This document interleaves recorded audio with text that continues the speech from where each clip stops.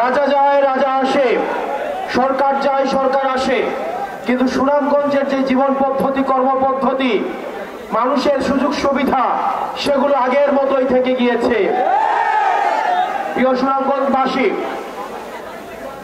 আমরা আপনাদের কাছে আহ্বান জানাবো, আপনারা সুসংগঠিত হন।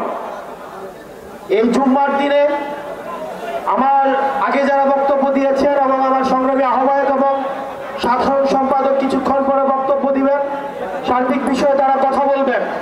একটি বিষয়ে আমি শুধু আপনাদের দৃষ্টি আকর্ষণ করছি, সেটি হচ্ছে আপনারা স্থানীয় পর্যায়ে আপনারা সংগঠনকে সুসংহত করেন।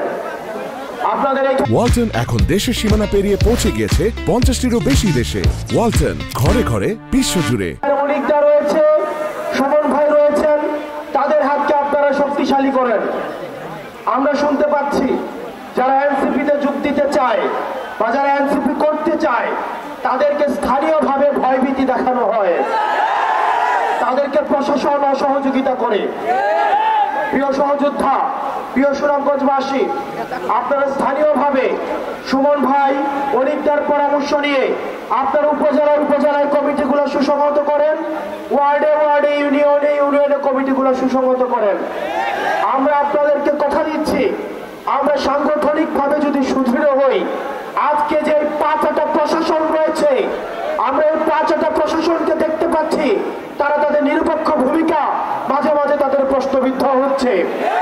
তারা আবার আগের মতো করে, আমরা জানি প্রশাসনের মধ্যে একটা অংশ রয়েছে যারা চায় নিরপেক্ষ প্রশাসন গড়ে উঠুক, কিন্তু একটা প্রশাসন রয়েছে, একটা পক্ষ রয়েছে যারা হচ্ছে সুবিধাভোগী, যারা হচ্ছে তেলবাজ, যারা হচ্ছে চাটার দল, তারা সবসময় প্রশাসনকে তারা হচ্ছে বিতর্কিত ভূমিকায় অবতীর্ণ করে। প্রিয় সুনামগঞ্জবাসী, আপনারা স্থানীয়ভাবে সাংগঠনিকভাবে সুসংহত হন। আমরা বিশ্বাস করি এনসিপির মধ্য দিয়ে আপনাদের দীর্ঘদিনের যে লড়াই, আপনাদের দীর্ঘদিনের যে সংগ্রাম, সেই লড়াই এবং সংগ্রামের চূড়ান্ত ফলাফল আমরা দেখতে পাবো। আপনারা সবাই ভালো থাকবেন, সুস্থ থাকবেন। আপনাদের সাথে আবার দেখা হবে, আবার লড়াইয়ে এবং বিজয়ে। আসসালামু আলাইকুম ওয়া রাহমাতুল্লাহি ওয়া বারাকাতুহু।